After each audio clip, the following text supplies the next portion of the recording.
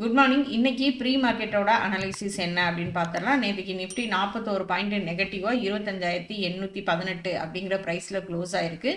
Gift Nifty இப்போ வரைக்கும் ஒரு 2 பாயிண்ட் தான் பாசிட்டிவாக காட்டிட்டு இருக்கு.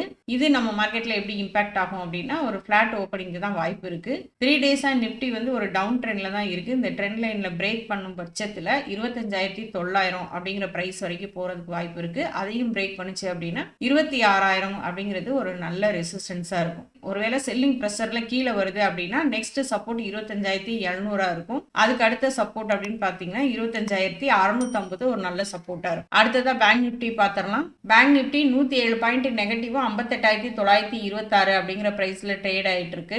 ரெசிஸ்டன்ஸ் அப்படின்னு பார்த்தோம்னா 59,300 ஸ்ட்ராங்கான ரெசிஸ்டன்ஸாக இருக்கு. 58,925 அப்படிங்கிற ப்ரைஸ்ல இருந்து திரும்ப கீழே வருது செல்லிங் ப்ரெஷர்ல மார்க்கெட் அப்படின்னா நெக்ஸ்ட் சப்போர்ட் 58,680 ஒரு நல்ல ஸ்ட்ராங்கான சப்போர்ட்டா இருக்கும். அடுத்ததான் இன்ஸ்டிடியூஷனோட ஆக்டிவிட்டி எப்படி இருக்குன்னு பார்த்துடலாம். எஃப்ஐஎஸ் நேற்று 1,100 கோடிக்கு பை பண்ணியிருக்காங்க. டிஐஎஸ் 700 கோடிக்கு பை பண்ணியிருக்காங்க. இன்னைக்கு இன்ஸ்டிடியூஷனோட ஆக்டிவிட்டி மார்க்கெட்ல எப்படி இருக்க போகுது, மார்க்கெட் எப்படி மூவ் ஆக போகுது அப்படிங்கிறத பார்க்கலாம். தேங்க்யூ.